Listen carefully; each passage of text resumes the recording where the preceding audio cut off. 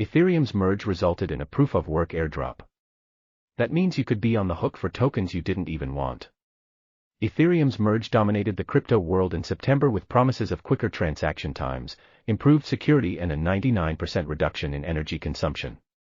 However, will you end up with a surprise tax bill too? Let's examine. During the merge event, the Ethereum mainnet, the then current proof-of-work, POW, blockchain merged with the proof-of-stake, POS, beacon chain, marking the end of POW as the consensus mechanism for the Ethereum blockchain. On the beacon chain, Ethereum joined ranks of other major POS blockchains such as BNB Chain, Cardano, and Solana.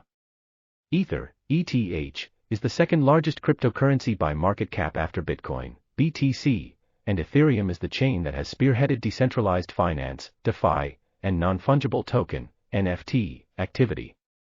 The merge heralds ramifications aplenty, but what of the potential tax implications to investors, traders, and businesses alike?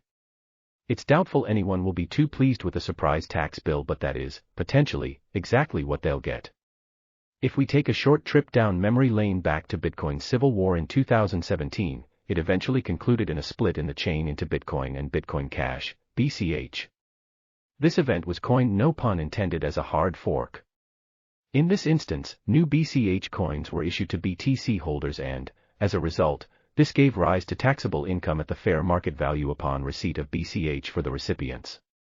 Furthermore, if any BCH holders went on to dispose of their coins, any accumulated gains or losses were subject to capital gains tax. Is a civil war brewing among the Ethereum community due to the merge? There are certainly rumblings, and it looks as though the POW consensus could continue to be supported by some Ethereum miners.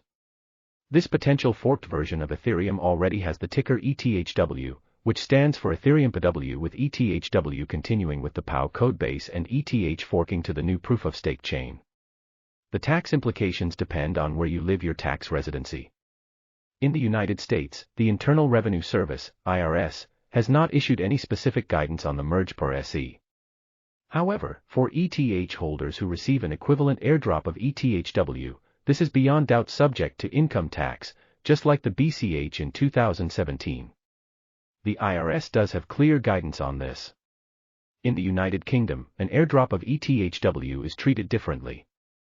According to the guidance, it can be inferred that no income tax is applied upon receipt.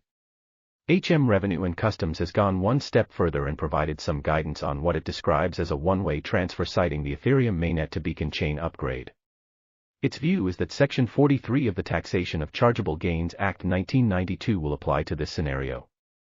Simply put, a taxable event subject to capital gains tax was not triggered by the merge. Instead, the cost basis of your existing ETH is attributed to your ETHW token, and any subsequent disposals will accrue a gain or loss as normal.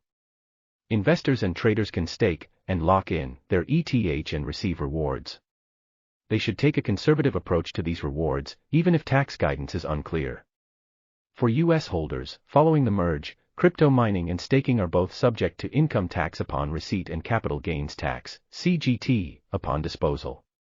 However, staking is a contentious topic and is subject to an ongoing court case, so this may be set to change in the future as the case proceeds.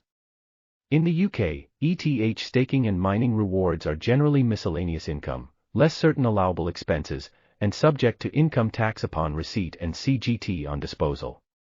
However, this also depends on the degree of activity, organization, risk, and commerciality. In a hard fork, the mainnet blockchain becomes part of the newly merged blockchain. All smart contracts along with previous data move over. An Ethereum hard fork is unlike forks we've seen before. The merge was a planned upgrade. An ETHW fork most likely lacks the necessary support from exchanges, DeFi protocols, and oracles. Just like Bitcoin Cash, ETHW, in my view, will become an insignificant sideshow in the shadow of the prevailing post-merge POS chain. Essentially, this type of fork updates the protocol and is intended to be adopted by all.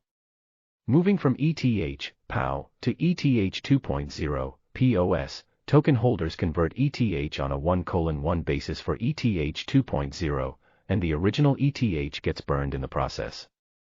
Investors and businesses should exercise an ounce of prudence and prepare for this scenario by creating a tax liability provision. You will not want to be in a position where a hard fork occurs, and in the worst-case scenario, the value of your Ether declined significantly post-merge, inhibiting your ability to raise funds to pay your crypto tax bill. Remember, this can only be paid across to your tax agency in fiat currency. If ETHW proceeds do not become taxable, then it's a simple case of releasing the tax provision and redeploying those funds elsewhere, perhaps to buy more Ether. This article is for general information purposes and is not intended to be and should not be taken as legal or investment advice.